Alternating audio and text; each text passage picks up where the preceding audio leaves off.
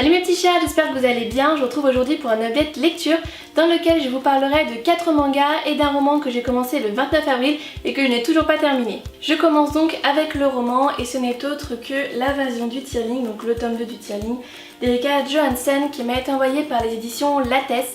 Je l'ai commencé le 29 avril, donc déjà assez tardivement par rapport au moment où je l'ai reçu et malheureusement je n'arrive pas à avancer. Alors j'ai quand même bien lu puisque j'en suis à la page 340 sur pas tout à fait 600, donc un petit peu plus de la moitié. Toutefois je trouve le tout très lent, il y a peu de dialogue, on passe d'un personnage à l'autre un petit peu comme dans Game of Thrones. Mais voilà, j'avais déjà eu cette impression dans le tome 1, ça m'avait un petit peu gênée.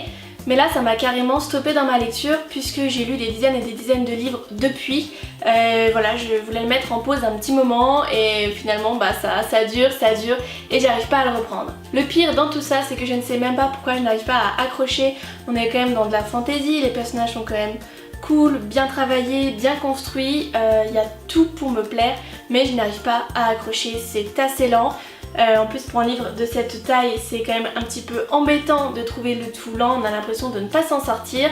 Donc voilà, je vous le présente aujourd'hui parce que je ne sais pas du tout quand est-ce que je vais le reprendre, quand est-ce que je vais le terminer, si je vais l'aimer ou non finalement. Donc voilà, en tout cas n'hésitez pas à me dire si vous avez lu cette trilogie, puisqu'il y a donc 3 tomes, ce que vous en avez pensé et si comme moi vous trouvez que le tout est un petit peu trop lent.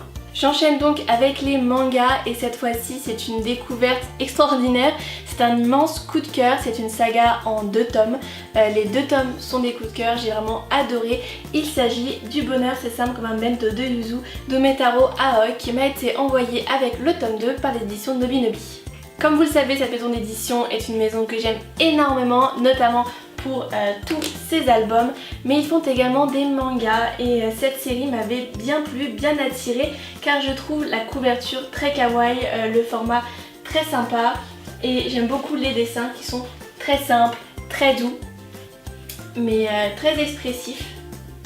Donc ça se lit très rapidement. Par contre, je ne m'attendais pas à ce que ce soit aussi touchant.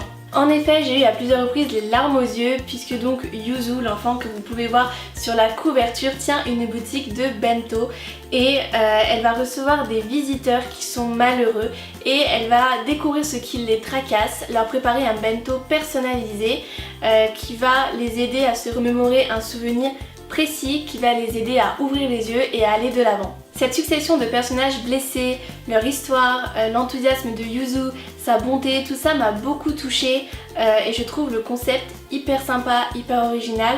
Chaque nouveau venu n'occupe que quelques pages mais ça suffit vraiment pour s'y attacher. Ce manga donne également faim, d'autant plus si vous êtes comme moi adepte de la nourriture asiatique et j'ai particulièrement apprécié le fait qu'à la fin on retrouve les recettes réalisées par et façon Yuzu mais aussi les recettes de manière plus traditionnelle. De l'objet livre à l'histoire en passant par les dessins, tout dans ce livre est un immense coup de cœur, c'est frais, drôle, attendrissant et touchant et ça véhicule un beau message. Aveuglés par nos soucis, nous avons tendance à oublier le plus important et les réponses se cachent le plus souvent en nous. Je ne vais pas m'arrêter en si bon chemin et je poursuis avec le tome 2 du Bonheur c'est simple comme un bento de Yuzu, toujours d'Umetaro Aoi, toujours chez Nobinobi. Et oui, tout est possible, j'ai lu les 2 tomes à la suite et j'ai vraiment adoré. Au début je me demandais vraiment qu'est-ce que pouvait me réserver cette saga. Après avoir lu le premier, même si je l'ai adoré, je me demandais également si je pouvais être surprise par le tome 2, si ça allait pas être un petit peu redondant. Mais je ne suis pas déçue puisqu'on en apprend davantage sur Yuzu. On fait également la rencontre de sa cousine éloignée, Anzu. On aborde de nouveaux thèmes tels que la solitude et la jalousie. Si le tome 1 m'avait ému, celui-ci m'a encore plus touchée. J'ai failli me mettre à pleurer puisque le passé de Yuzu est extrêmement touchant. Son histoire m'a brisé le cœur et la voir en larmes, elle toujours pleine de joie de vivre, toujours heureuse, était vraiment frappant. Les dessins sont toujours aussi simples mais toujours aussi dynamiques et expressifs. Le manga est toujours aussi joli, d'ailleurs vous pouvez voir sur la couverture Anzu et Yuzu. Donc voilà, le tome 1 est un coup de cœur, le tome 2 est un coup de cœur, cette série est un coup de cœur et je ne peux que vous la conseiller. C'est vraiment une série que j'aime beaucoup, à qui je voue une tendresse particulière. C'est ma saga chouchou, ma saga doudou et je vais la garder précieusement. Je poursuis avec un manga qui n'a absolument rien à voir puisqu'il s'agit d'un yaoi, c'est-à-dire une histoire présentant une relation homosexuelle donc entre 2 hommes.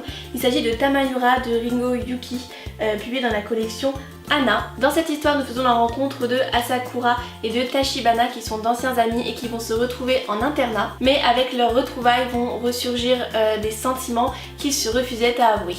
A noter que ce manga est arrivé deuxième dans la catégorie manga triste au Shield BL Awards 2015. J'ai trouvé ce manga à ma première Wicon et j'ai tout de suite repéré la couverture que je trouve très belle et très poétique, comme si le dessin avait été réalisé à l'aquarelle. C'est mon premier yaoi et c'est une réussite puisque Tamayura est un coup de cœur. Cette histoire m'a beaucoup touchée et je lui voue vraiment une tendresse particulière. J'ai aimé les personnages que j'ai trouvés authentiques et attachants, les dessins que j'ai trouvés doux, sensuels, expressifs. Et malgré le pour public averti noté sur la 4e de couverture, les scènes de sexe dans cet ouvrage ne sont ni vulgaires ni explicites à outrance. Tout est doux et beaucoup de fragilité et de tendresse se dégagent de cette histoire. À travers un récit émouvant, beau et dur, on découvre une romance qui s'installe doucement, sans se précipiter, petit à petit, et derrière se cachent des thèmes quand même plus durs comme les mariages forcés ou l'image que se doivent de conserver les aristocrates. Vous l'aurez compris, j'ai vraiment eu un réel coup de cœur pour ce manga que je trouve extrêmement poétique, qui propose une romance authentique, absolument pas dans la niaiserie. La fin livre juste ce qu'il faut d'informations pour pouvoir imaginer la suite sans être non plus totalement dans le flou. J'ai refermé ce livre ému et je le conseille vraiment pour sa beauté mais aussi pour les thèmes qu'il aborde comme l'homophobie. Je termine cette vidéo avec un livre qui n'a absolument rien à voir avec les autres. Il s'agit de Plume, un amour de chat, le premier tome d'Oshino Natsumi, publié chez Soleil Manga. Dans cette histoire, nous allons faire la rencontre de Plume, un jeune chat qui va voir arriver dans sa famille Flocon, un petit chaton qu'elle aura elle-même découvert. Et on va suivre leurs aventures, leur cohabitation. Après le mauvais souvenir de ma lecture de Kuro, Un cœur de chat, j'avais un petit peu peur de me lancer dans une autre série de ce même genre. Fort heureusement, j'ai beaucoup aimé celui-ci. Plume est tout le contraire de Kuro. Ça se lit rapidement, c'est dynamique, mignon, drôle, doux. La couverture est un petit peu cartonné, je sais pas, c'est différent des autres livres. Je trouve que les couleurs sont toutes douces, pastel, lumineuses, toutes jolies. Les histoires sont courtes et j'ai particulièrement aimé les anecdotes de l'auteur en fin d'ouvrage sur ces deux chats, puisque oui, ces deux chats existent réellement. L'auteur possède en effet Sakura qui est Plume dans ce livre-là et Ku qui est Flocon. Le tout reste très simple, mais c'est ce qu'on recherche en lisant ce type de manga. C'est vraiment sans prise de tête, c'est vraiment feel good et ça fait du bien. C'était vraiment kawaii et je lirai la suite sans problème et ça me fait d'autant plus réfléchir sur Kuro. Je possède déjà le tome 2 mais c'est vrai que j'avais tellement pas aimé le 1, il y a tellement de livres qui m'attendent que le fait d'avoir aimé cette série là qui concerne encore une fois un chat, voilà, le fossé se creuse encore plus entre ces deux sagas. Si vraiment vous avez trouvé Kuro un peu trop brut, un peu trop pas mignon du tout, voilà, là c'est vraiment tout le contraire. Et voilà, cette vidéo est maintenant terminée, j'espère qu'elle vous aura plu. N'hésitez pas à mettre un petit pouce bleu, un petit commentaire pour me dire si vous connaissiez déjà certains de ces titres, à vous abonner et moi je vous dis à la prochaine!